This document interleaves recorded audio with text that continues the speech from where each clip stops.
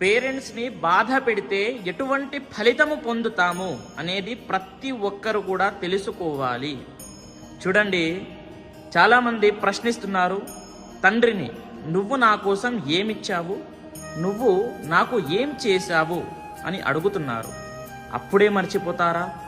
చిన్నప్పుడు school fee అని, school uniform అని, షూస్ అని, పిక్నిక్ అని, అది అని ఇది అని ఎంత స్ట్రగల్ అయ్యి మిమ్మల్ని పెంచుతారు.